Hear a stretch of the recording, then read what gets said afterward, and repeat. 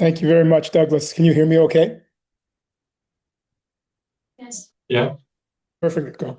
Thank you, Douglas, for the kind introduction, and thank you, Mateusz, for the invitation. And hello to those of you I know there, friends at Cambridge and from elsewhere. I wish I was there in person, but I can't be. So I'm happy enough to be here. Matthew, you're going to find me sounding a lot more orthodox than you did in the following paper as I continue my ongoing effort to extricate myself from the master, that is from Schelling.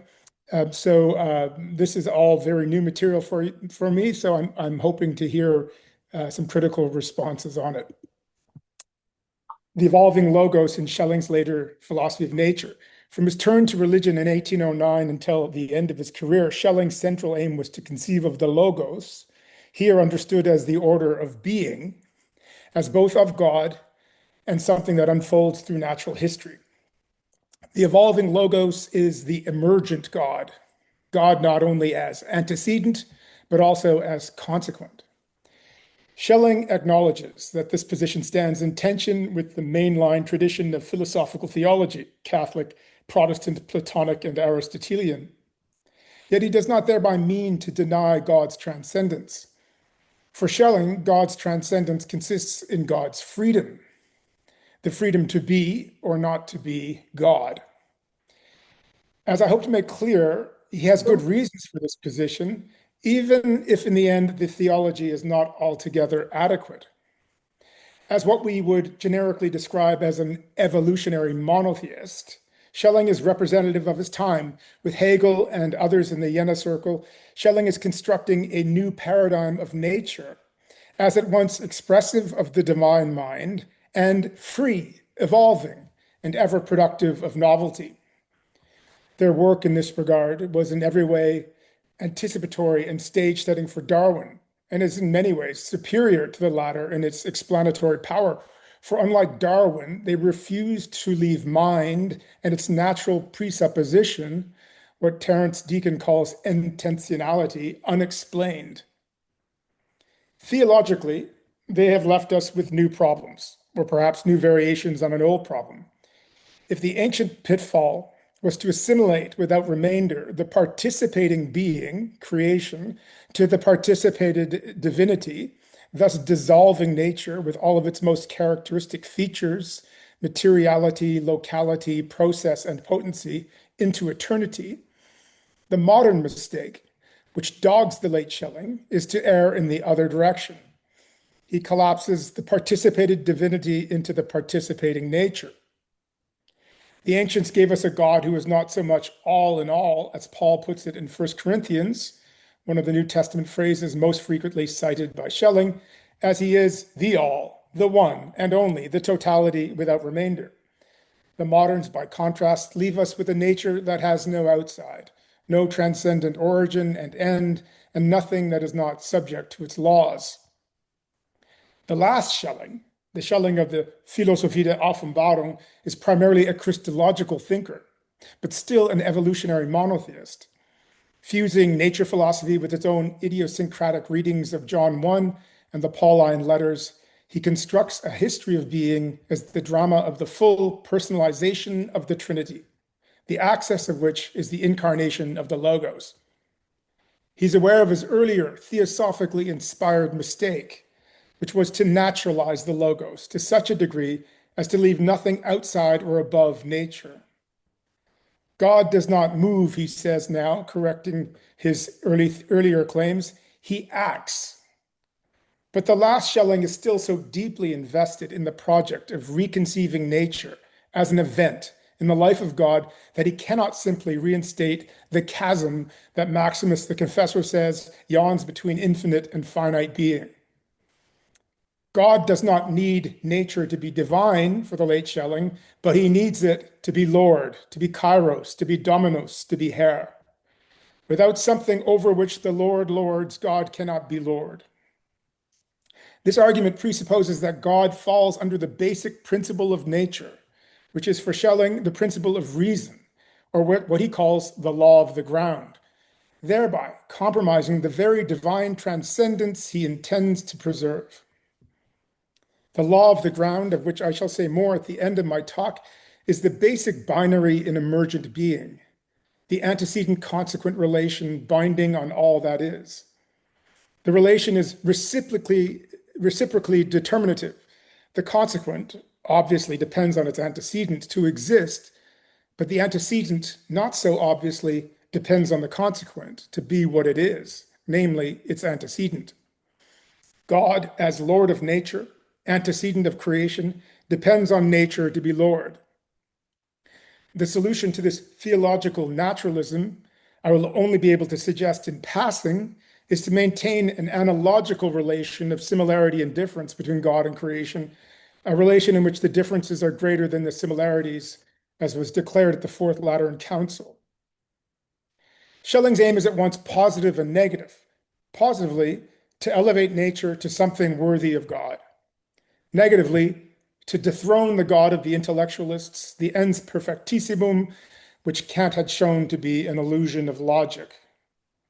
The simple binaries of eternity and time, divinity and nature, so prominent in the scholastics and early modern theology, leave the concept of nature, at best undeveloped, at worst non-existent.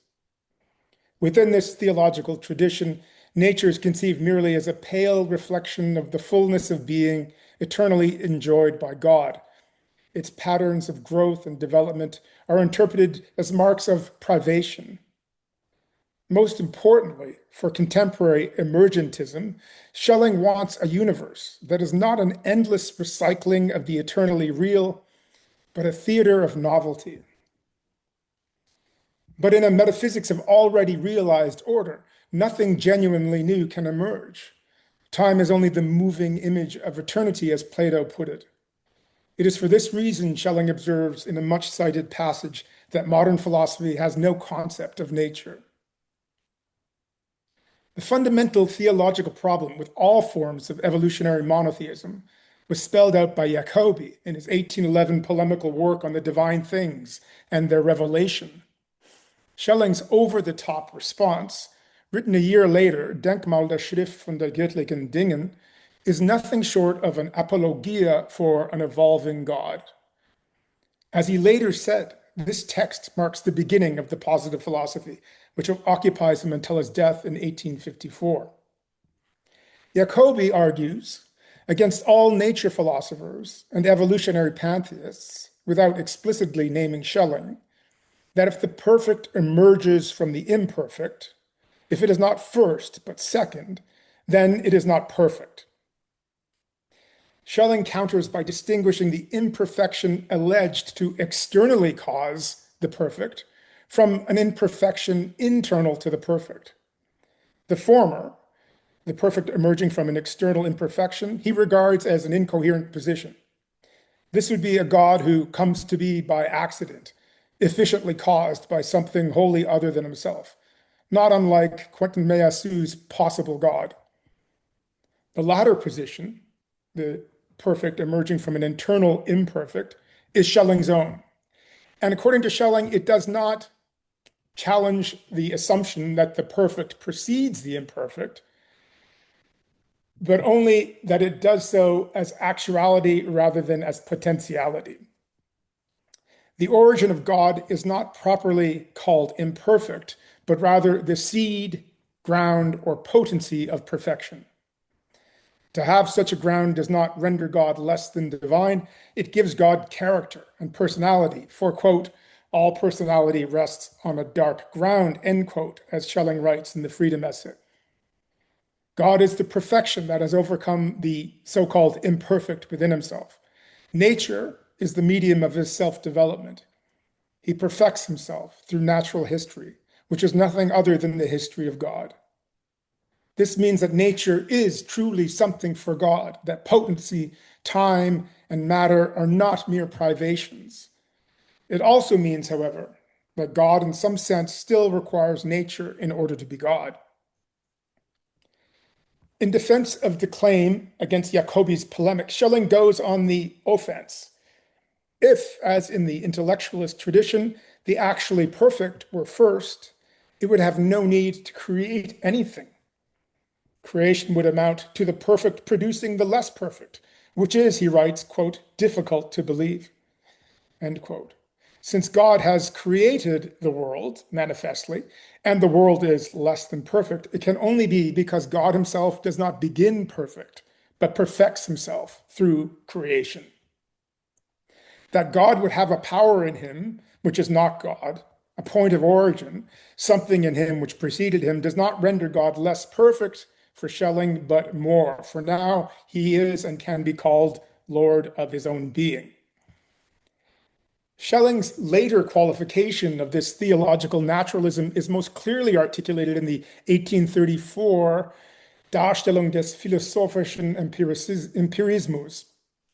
Here he returns to the idea that God requires something less than himself, over which he asserts lordship in order to be God. But now without the connotation of an original movement from divine potency to divine actuality. By this point in his career, it was a basic presupposition for Schelling that a person, whether human or divine, is one who has overcome an inner necessity. Personality is an achievement, a victory over the impersonal. God as the archetypal person must therefore be understood as possessing a dark ground that he has eternally overcome. Now, Schelling turns to the Pythagorean Platonic trope of the indeterminate dyad, the dialectic of to aperon and to peros, the unlimited and the limited, to make the point. And just an aside, this is 1834, so some 40 years after the Timaeus commentary. So Schelling is anything if not consistently interested in the same problems. Conceding to Plato that a world of things that neither fully are nor simply are not, a world of things that becomes, in short, nature, must be a mixed world composed of two basic principles, the limited and the unlimited. Schelling asks, who is God such that nature in this sense could exist? God, he writes, must have freely posited the unlimited, the root of all becoming, so that he can be its limit. In limiting the unlimited, God is truly God. In a particularly revealing move, Schelling fuses this Pythagorean Platonic reflection with a phrase from Newton's Principia Mathematica. Deus est vox relativa et ad servos refertur. God is a relative term and refers to servants.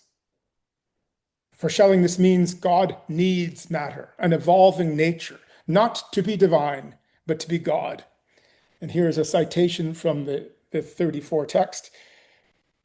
God truly is nothing in himself. He's nothing but relation, pure relation, for he is only the Lord. Everything we add beyond or above that turns him into mere substance. He is, so to speak, truly there for nothing other than to be Lord of being.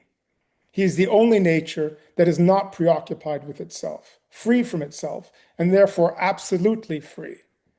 Everything substantial has to do with itself, is entangled and bound up with itself. God alone has nothing to do with himself. He is sui securus, secure in himself and therefore freed from himself, and thus he deals only with the other, end quote. Notice the change from the earlier position taken against Jacobi. Schelling no longer speaks of a God who develops out of potency, but rather of a God who freely posits potency, the unlimited, in order to limit it. Only in this act is he truly God, the Lord of being. Thus, the general point remains. The one who posits the unlimited in order to limit it and thereby become God does not begin as God. The origin of God is not God, but what Schelling now calls das rein das, unprethinkable being, existence without predicates, a block of inert actuality in which nothing can exist, not even God. And this concept of unprethinkable being is the air of the Ungrund. And just as an aside to a point raised earlier regarding Cusa's absolute, I think the Ungrund in Schelling is quite different than Cusa's notion, because for Schelling, the first is not the highest. The Ungrund is something actually that is less than divinity, not more than it. And this becomes even clearer when we substitute terms like das rein das, or unprethinkable being, for Ungrund in the later work. It seems clear to me now, much clearer than when I first began working on the late Schelling many years ago, that Schelling has thrown out the baby with the bathwater. In his legitimate effort to secure a theological concept of emergent order, a concept of nature robust enough for modernity and theological enough for the history of revelation, he has lost God. As I suggested at the beginning of my talk, the heart of the problem lies in Schelling's lack of a concept of analogia entis. In the end, Schelling stands alongside Spinoza, Descartes, and Hegel as a fundamentally scotistic thinker. We possess an innate notion of being, which is univocally applicable to God and creation. The error appears in plain text in his freedom essay. Nothing is without a ground, he writes, including God. By this subsumption of God under general principles of being, including God and nature under common univocal categories, Schelling installs reason in a place of adjudication over divinity. The solution is to distinguish a relative infinity, a first act of creation, from the absolute infinity of God. The first act of God in creating the world is to create the possibility of things. Perhaps this is Maximus's logoi, which as free expressions of his being remain distinct from him. These possibilities constitute a field of potency, a second order of being, in which all that comes to be participates.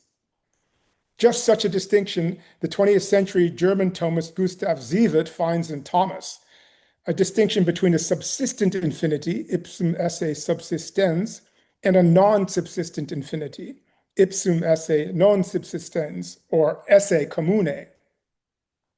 The being of beings, which Heidegger, Sievert's teacher, had so powerfully resuscitated as the theme of metaphysics, Siewert adds, is not God, but the first image of God, the first creature, not a thing, but a plane of becoming, akin to Kuza's contracted infinity, which is an image of the actual infinity, identical with it in all respects, except for one.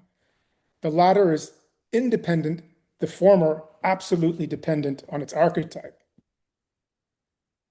Nothing like this distinction is to be found in Schelling. What then can be salvaged from the late Schelling's for a speculative theology of nature? To answer this, we must survey the basic metaphysics of emergence in the late Schelling. I believe most of it can be retained, provided we insist that none of it applies to God in himself. The result of this revision would be a paradoxical Kuzanian philosophy of an infinitely emergent universe that is the image of God, a doubled logos, if you like, consisting in a contracted infinity to which human reason is well suited, yet one that cannot explain itself without reference to an actual infinity which in principle exceeds our cognitive capacities. As Chesterton might put it, everything becomes more comprehensible the more fully we recognize its dependence on something that is for us strictly and finally incomprehensible. What then are the essential moves in Schelling's metaphysics of emergent order? The basic pattern of any order, temporal, ontological, biological, moral, or political, is, as already mentioned, the law of the ground, Gesetz des Grundes, which Schelling defines in the Freedom Essay as the structural relation of antecedent to consequent. According to Schelling, the law of the ground is as primordial as the law of identity. It underlies all logical rules because it constitutes the fundamental rule of intelligibility, or more simply, of structure itself. Without it, there is no structure, since there would be no relata to stand in relation, just as without the law of identity, there is no being. The law of identity, however, presupposes only being. If it alone held, nothing could be said because there would be no one to say anything about anything. There would only be the one. And the one, as Boehme quaintly puts it, would not be revealed to itself. The law of the ground, by contrast with the law of identity, presupposes duality. If anything is, it is what it is. But if any relation exists, if there are at least two relata, then we have stepped beyond identity and the law of the ground obtains. The law of the ground is thus the ontological presupposition of both the principle of non-contradiction and the principle of reason. each of which, unlike the law of identity, presumes multiplicity. A and not A in the case of non-contradiction, A and its reason or ground in the case of the principle of reason. The law of the ground is the most base expression of the triadic structure of being. From 1809 onward, Schelling illustrates the serial triad in countless ways. Consider, for example, the following admittedly problematic proposition from the Freedom Essay. Citation. I believe Matthew actually read this. God has in himself an inner ground of existence that in this respect precedes him in existence, but precisely in this way, God is again the prius of the ground, insofar as the ground, even as such, could not exist if God did not exist actu, end quote. Let us leave aside for the moment Schelling's fundamental mistake, namely his subsumption of God under the laws of being, or his commitment to una vocatia entis. Substitute being for God, and the logic holds. At first glance, Schelling's formulation appears contradictory. Ground precedes being, yet being precedes ground. But the contradiction dissolves once we distinguish between the existential primacy of potency over act on the one hand, and the essential primacy of act over potency on the other. The existence of the consequent depends on the ground in order to exist. But the essence of the ground, or the antecedent, depends upon the consequent, since the ground has no essence of its own. The ground stands in relation to being as potency does to actuality. It is not itself actual, but the capacity for actuality. The ground has no actuality apart from that of existence. It is in itself not actuality, but potency for it. The law of the ground defines the essential seriality of nature. As James Bradley argues, all seriality is distinguishable into three sequential moments. Whichever triad one adopts, two conditions are essential. First, the three terms must be formally distinct. That is, they must be inseparable and yet rationally distinguishable. Second, they must be serially ordered. The first is first because it is preceded by nothing. The second originates in the first, and the third follows both, expressing the order between them. These three moments form a complete system. No fourth is needed. We deal here, obviously, with existence as the image of the Trinity. If I had time, I would reflect a little more on the trans-seriality or unimaginable simultaneity of the order of the three persons of the Trinity. But we'll leave it aside. To illustrate, drawing on the three terms of the Freedom Essay, we have first, ground, second, existence, and third, the existent being, composed of ground and existence. Ground and existence are transcendental terms in the scholastic sense applicable to everything that exists. From the three moments, we can derive the three qualities of serial order: insuperability, irreversibility, and self-determination. These three qualities define the directionality of time and the strongly emergent nature of existence. First, the ground is insuperable. It cannot be overturned. The actuality that depends upon it for its own existence cannot get behind it, cannot render it actual for itself, cannot make it an object of comprehension. This is why time travel into the past is impossible. At any moment, the actual finds itself already posited somehow or other as dependent upon something that is not present, not actual, and not available for inspection. This is also why there can be no first moment of time, which is not preceded by a past. As Schelling puts it in The Ages of the World, there must be a past that was never present, an eternal past, if there is to be a present at all. So that's insuperability. The second, existence is irreversible. The consequent cannot undo its having become. It cannot undo what has been. It cannot become its own ground. The desire to do so is the source of endless suffering in the pattern of evil as such. Third, existing beings, ground existence compounds, are self-determining. This does not mean that they are all morally free. Self-determination is a broader category than moral freedom. All morally free beings are self-determining, but not all self-determining beings are morally free. This distinction is crucial for emphasizing the fragile yet continuous spectrum of nature from the subatomic to the personal. The human difference, moral freedom, is not an exception to nature, but rather its highest determination, the culmination of a structural principle operative throughout nature at varying levels of complexity. At the pinnacle of nature, self-determination appears as morally responsible being.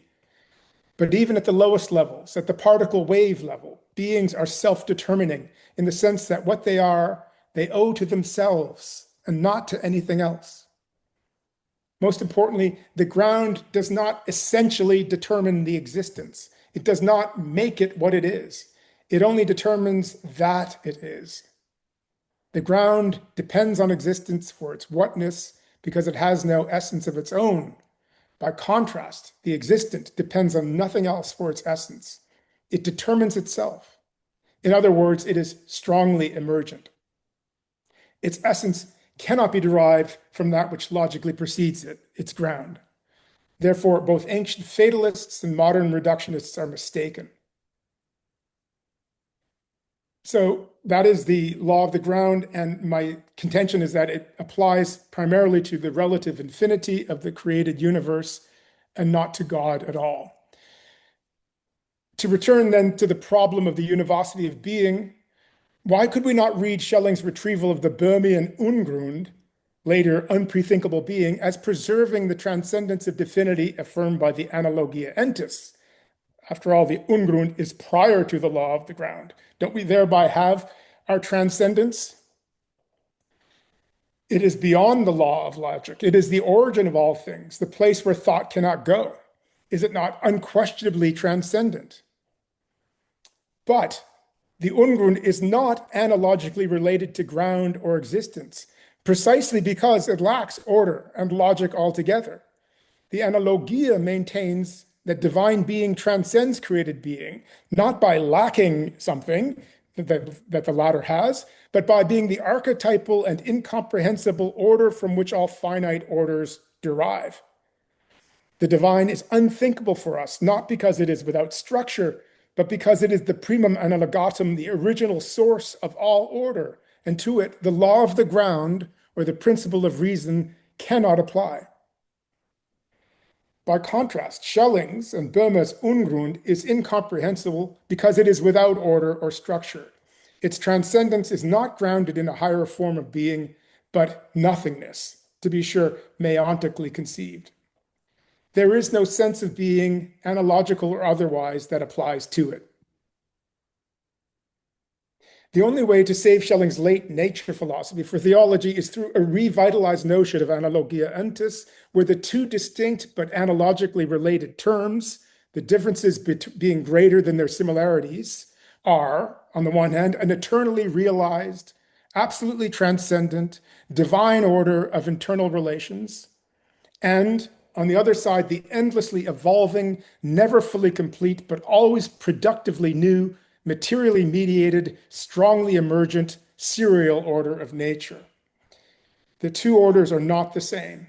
The principles of the latter are not binding on the former. God, we want to insist with Cusa, is beyond the principle of reason. This distinction would allow us to preserve Schelling's intention to construct a concept of emergent nature that plays a role in the life of God, while avoiding his result, which is the denial of the distinction between God and nature. Thank you for your time.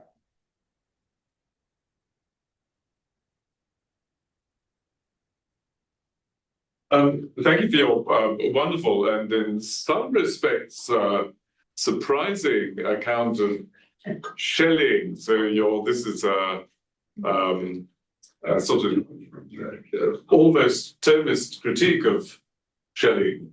I say almost Thomist. I just want to put a thought to you about Plotinus and Plotinus's notion of the one, where Plotinus uses rather paradoxical phrasing for the nature of the one, so paradoxical that many later Platonists reject it as absurd. So, so one is the idea of the dunamis panton, the power of all or to all. But even more strangely, and this is where Proclus is quite adamant in his rejection, the idea of God as the aition hiautou, as the cause of himself. Now, Proclus rejects this in sort of fine scholastic manner, as does Aquinas. But I wonder whether Plotinus, in using this clearly paradoxical, imaginative language preceded by his "as it were." So when Plotinus is talking about, as it were, the ultimate principle, he uses this term hoion, as it were. But he's then using this highly imaginative language, which is at the boundary of the rational, and yet insisting that here we're talking about that which by definition is exceeding our comprehension. And I just wonder whether you think that this Plotinian language of the potentiality of all and the self-creation is in some sense a source of well, an ancestor of Schellingian theology. And the other point I just wanted to make was Schelling's language, particularly in his lectures in art, of the Gegenbild, or the how do you translate Gegenbild into English? The counter image. The counter image. So now, isn't that language of the Gegenbild, the counter image, with its strong Platonic resonance, doesn't that have something of this of this theme that you're pointing towards, that there may be a discrepancy between the build and the urbild, the image and the archetype, so that you're not forced to naturalize in quite a Procrustean way that you think the later Schelling is guilty of. Thank you for that. Those are my two thoughts. Yeah, thank you. That's probably too many thoughts for me right now. But maybe with regard to Plotinus, I actually don't think Plotinus is the ancestor of Schelling's thought at all. I think actually the way you described it installs Plotinus more on the side of the direction I want to go, wherein we're actually distinguishing divinity from the processes which divinity sets into motion, including the process of ordering things, producing reason and seriality and structure and ground consequent relationships.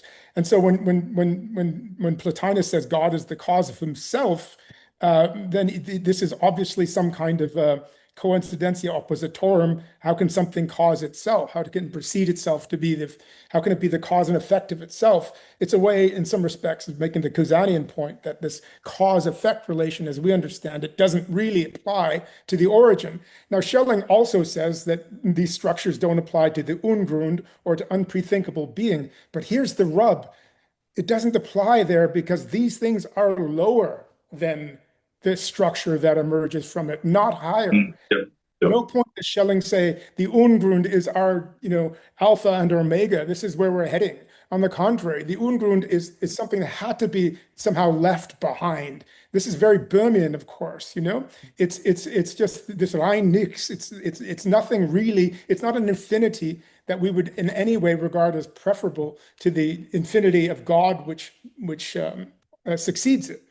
And I think this is what becomes really clear in the late work. When he drops Ungrund, he starts talking about unprethinkable being, blind unprethinkable being, or this rein das. It's kind of this mute, structureless the lowest possible stratum of anything really, and nothing that we would ever consider being higher than God.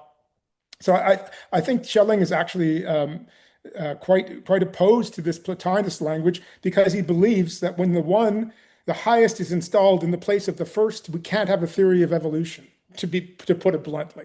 And what I'm challenging now is I'm saying that there's a part of that that's true, but this is precisely why we need this clear difference between the highest and inconceivable origin of order and the order that follows from it. Thank you. Matthew and Andrew, yeah. Sean, can you hear me, Sean? Yeah, I can hear you, Matthew. Yeah. It's good to see you. You continue to be a man of surprises, like Schelling before you, because I'm a little shaken by your paper. I wasn't expecting that. So less than a question. I just need you to kind of spell some things out for me so I can follow, so I can get in your head here. So you're kind of reading Schelling contra Schelling, to which I'm sympathetic, which you sort of have to do to make Schelling work. But now you're not even making Schelling work anymore. It's Sean contra Schelling. But you're taking the fundamental thing that you've learned from Schelling, the law of the ground, and sort of rebuilding this up towards a speculative theology. Am I right? So I guess first question, am I right in saying that?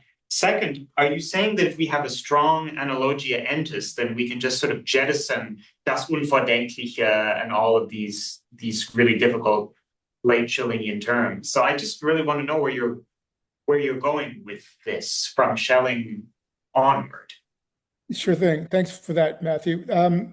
So really, I've been asking myself whether Schelling is a thinker of univocity or analogy for as long as I've been reading Schelling. And I was going back and forth on it, asking different people about it. And then finally just struck me like a bolt of thunder, looking at the sentence that I've looked at 1,000 times and taught too many times, nothing is without a ground, even God himself. And for me, that is as clear a confession of univocity as you could find, And what it does, of course, is it installs reason in a place above divinity. And this is the fundamental hubris of modernity. And Schelling is, once you recognize that Schelling really isn't doing anything apophatic at all, really at any point in his career, but actually moving towards a much more robust kind of idealism. And I guess this is the Schmittian thesis. Then the later work, the move into the later work becomes really clear. And so when you begin to work out the structure of God's emergence from unprethinkable being in the later work, it's far more, in a certain way, logically pursued and less rhetorically developed in the philosophy of revelation than it is in the freedom essay or the ages of the world. So he sort of masters that discourse. You suddenly see that there's no way in the world that what he's talking about could be God. This could not be God. This could not be the highest. This could not be that, beyond which nothing can be thought. This is an eminently thinkable structure. And then I began to think more about why was Schelling doing this and his real motivation. And here I really kind of have to backpedal a bit on things I said to Ian Hamilton Grant years ago. His real motivation is to come up with the philosophy of evolving nature. And that is his real contribution. And he's somehow correct. And here I differ with some of the presentations that were made, is that within the Neoplatonic framework, there wasn't space for a thought of evolution. It didn't really occur there. This is why Darwin is so unmetaphysical. So, but before there was Darwin, there was Schelling that was trying to create a metaphysical space in which we could think of evolution or nature as producing something that is absolutely novel, that never was before. And so Schelling is driven then to kind of redesign the concept of God so that it's no longer impeding our thinking of nature as emergent. And then in the course of this, he gives us, I think, the most compelling metaphysics of emergence we could want. And so my question is, how can we maintain this positive contribution to thinking nature without this obviously problematic thesis that God is somehow implicated in it. Thank you. Any further questions? So yes, so Andrew and then Matthias. I'll just move so I can be seen. Yeah, I can be seen. Anyway, thank you very much, Professor McGrath. As someone who knows very little about German idealism, this is probably going to be a very naive question, but if God is kind of completing himself through the evolution of nature, does that lead to, for Schelling, a principle of plenitude in which all possible things that can be made will be made? And that then bears upon modern scientific theories of the multiverse and infinite multiverses. That's a really interesting question. Thank you. And I very much enjoyed your presentation earlier. This is Andrew Jackson, is it not? Yes, yes. On Maximus and evolution. I was listening very carefully. So I think yes. And Schelling very much likes this idea of plenitude, but he would speak about, but the way he presents it is that all possibilities have to be decided. Not that they have to occur simultaneously, which is for him incoherent, but there would be a decision made, either A or B, but A or not A. So there, everything will be decided in the end. Yeah. So yeah, but Schelling really does not like casual or even rigorous suspensions of the principle of non-contradiction. He does. I don't think he'd really like the multiverse, to be honest. I think he would take. I don't like it either. It takes all the joy and juice out of everything. So, okay, thank you. Matthias. Yes, so thank you, Sean, for this fascinating paper. And I remember our previous discussions where I was really uncomfortable about Schelling's idea that the perfect can emerge out of imperfect, or as I quoted Simone Weil, who said that the great idea of modernity is that the mediocre can produce something perfect. So I'm glad that you're overcoming, if not killing, your spiritual father here, meaning Schelling. But I agree it's that I don't see as much Plotinus and Schelling as Bayerwald as clearly so. But I was struck by the fact that you say Schelling is saying that the God is the Lord of being, because actually exactly this phrase can be found in Plotinus's treatise on the will and freedom of the one, which yes, Douglas quoted. The one is kurios tes autou ousias. So the one is the Lord of his own essence or substance. Maybe it's just a coincidence, but it's a very striking coincidence.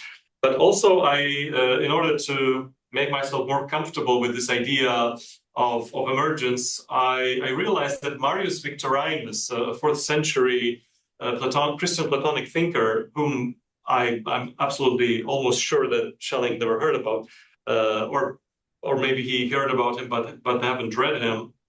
So he uses the idea of the Father as potentia, as potency, and he's saying that the Logos or the Son is the actualization of the Father. So it can be read in a Schellingian way and as something unplatonic, because how could something which derives from the cause, how can it actualize it? It's un-Aristotelian and I think un-Platonic. But of course, what Victorinus was trying to say is that it's a kind of a manifestation of what lies hidden. So that the Son is the manifestation of what lies hidden in the Father. But still, he used that kind of language. So that Father was potentia and the Son was actus, which it wasn't very popular later in either, I think, Eastern or Western tradition. And finally, these are my observations, but my question is more relevant to the dialogue with science. Schelling seems to be operating, well, he is operating with a very, very deterministic view of nature, which was, of course, early modern view. Do you think that quantum mechanics and the question of indeterminacy, would it mean anything for Schelling? Would it push him into some other direction or not, really? Thank you, Mateusz. Yeah, so that's very interesting about Plotinus using the phrase Lord of Being or Herr des Seins. Who knows? Maybe, yeah. I mean, it's always a bad idea to say Schelling didn't read this or that. So I would never say it. Just assume he read everything. But he didn't like everything equally. But I'm fairly committed to this thesis that he does not like the idea that the first is the highest. Because if you think about it, the first has to be the lowest in an emergent system. Right? That, you know, this is the basic thought of contemporary science. Out of relatively simple, more complex arises. So the simple things are in this natural historical context are not the higher, they're the lower. And of course, that's exactly the reverse in the Neoplatonic tradition, where simplicity is perfection. So that's why he's so not into a standard Neoplatonic elevation of simplicity above all other things as the divine name or something like that. With regard to quantum mechanics, I'm inclined to agree with Zizek and say that Schelling would just love it. What could be more Schellingian? To say that the I mean, it's precisely the play of the unlimited and the limited happening sort of, live in the lab, it seems to be, as the observations are being made. So I think actually he would love it because he loves the idea that determination is something, again, it goes back to the first and the not being the highest. Determination is consequent. It's not antecedent. It's what comes after. Things must be determined. That means that they begin in some way undetermined, and they receive determination through a process which we're involved in. And the only error, of course, is to say the archetype for this process is God, God's self.